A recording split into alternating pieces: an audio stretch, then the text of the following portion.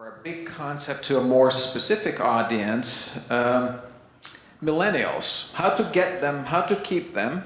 And I welcome David Brudenell, Global Vice President, Product and Head of Digital Americas at Universum. As a Global Vice President of Product, he and Digital for Americas, David works with an exciting and dedicated team of professionals who are focused on helping businesses create engaging and powerful and renewable employer branding solutions. Prior to that, he was EVP of Pure Profile, where he led its global sales business operation, strategic partnership and alliances. He also is involved in a different kind of a capital, and that would be venture capital, specializing in seed stage companies, and he does invest in market research companies. So you might want to, if you're in that space, you might want to seek him out. So with that, please welcome David. Thank you, Peter. Okay, so I did a quick survey at the back of the room there as I was looking across everyone's heads, and I counted less than 3 millennials in this room. Scary stuff. Now, my apologies for anyone who I might have missed because of the darkness here. But millennials are the future. So just a few things to know. A millennial is a person born between 1984 and 1996. And they're going to be a pretty important group. And they're going to be a pretty important group for us in the market research industry because they're the data scientists, they are the engineers, they are those people who are going to be crunching data, building cool new shit. And one of the scary things is here in America, there's actually not enough of them. And at Universum, we're a company that's been around for about 27 years. We have the largest normative data set of career preference data in the world. And we go to all of the major universities around the world and we talk to millions of students and young professionals and we ask them who they want to work for and why. And we work with the top, usually Fortune 200 companies in over 55 countries. And it's these companies which are taking the good talent from you guys. So today I'm going to talk through a little bit of cool data that we captured in the last little while. And this was some data that we actually put together with a couple different partners. The first one was INSEAD and the HEAD Foundation, which are really big Asian think tanks. And later down the track, we worked with Harvard Business Review to start pushing this data out into the world. So, millennials are really important. Now, as a saying, it happens in Universum. Every time you say the word millennial, a unicorn dies. So I'm going to try and keep it as sparse as possible. But this is really the world's largest scale study of millennials around the world. And we really did this because millennials today represent 25% of our workforce. But in the next 10 years, it's going to be 3/4. So, as changing business owners, we really have to think about how we're going to work with millennials in the future because they are going to be the workforce. So there's 2 outcomes that happens. Either your business dies or that you're going to be so overworked and competing against this young talent who's going to be really taking away your clients. So what we found in our research was, before we really started to go out to millennials, was to see that, well, what's out there? And we saw that there was a lot of local country studies, but nothing really that told us the differences between Brazilians and Ukrainians and Chinese millennials when it comes to their preferences and behaviors.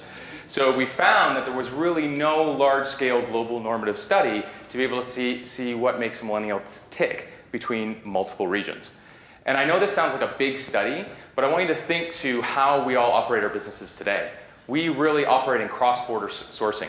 I'm head of product, I have a very large team. I have teams in India, I have teams in Ukraine, I have teams in America, I have teams within San Francisco and New York, and I know those are very different types of people because I've lived in both cities.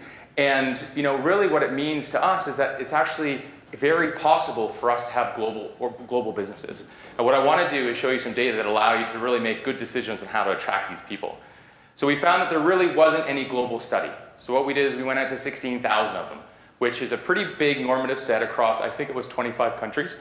And we really our beginning hypothesis was really to look at the current stereotypes of millennials. They're lazy, they play Xbox all day. They really love work-life balance and a few other things. So what I'm going to do now is take you through some of the empirical data that we found in these particular areas. So first thing, when we talk about, here we go, let's give it a second. When we talk about leadership, what does this mean to millennials? So the first thing we saw is that millennials, they want to have leadership positions. They do have ambition, But what we found is that really in kind of startup areas like Africa and Western Europe, these hold the highest percentages of this type of behavior. Really in these countries, and not surprisingly, Africa is the next India. When it comes to it, we see a lot of employers pushing and hiring a lot of talent in these particular regions. But when we start to look at millennials and leadership, the next question is, well, what does it mean to be a leader? And so really when we look at current areas like Central and Eastern Europe and also Africa, in Africa, it's about coaching and mentoring. That's what a leader is to them. But in Central and Eastern Europe, it's the opportunity to influence the organization, to really work on cutting edge, cool new stuff, and to be able to change the business. But when we dive deeper and we ask the question, well, what are the characteristics to really look for in a manager? We saw that it was really the global average was about empowerment, but it wasn't a dominant average. And we saw that, in 13% in Central and Eastern Europe, we found that it was more so that only 13% of these people actually saw it as a valuable trait. So, Central Europeans don't really look at empowerment as a key management criteria. So when we start to move kind of across the spectrum, we look at challenging work. Well, what is challenging work? So millennials said that they're actually up to the hard work. They're going to put down their Xbox controllers and they're going to push their sleeves up. But really where we saw this influence in challenging work was actually in these high startup regions. So millennials in Africa are really keen on working hard and actually building their businesses. The same thing happens for the Middle East. But when we start to look more deeply into what is challenging work, well, in particular regions, we see, globally, we see that 39% of millennials want to be involved in innovative, cool stuff. They want to be learning things on a daily basis. They want to be the cutting edge of businesses to be able to influence these new products and services and also grow these companies. But interestingly or not surprisingly, having a constant workload was not one of them. So, there's this real kind of juxtaposition between working on the best cool stuff and also doing menial tasks. So millennials, or this whole concept of, interns, getting them to get the coffee and be those underling, that's not what millennials want. They want to be challenged immediately. They want to be put on the hard topics and the hard projects so that they can learn on a regular basis. So, really looking at being put on the forefront of actually all of this challenging work, what do they look for in a fast-track career? They actually expect that you're going to promote them quickly. So their expectations are, give me the hard stuff and reward me for it. So as we look across the other criteria, so again, I think anytime you hear the word work-life balance, another unicorn dies. But when we ask the question to millennials, what would you do to give up a well-paid job and to gain better work-life balance? So we saw that almost half of millennials would do that. So it's not the dominant percentage.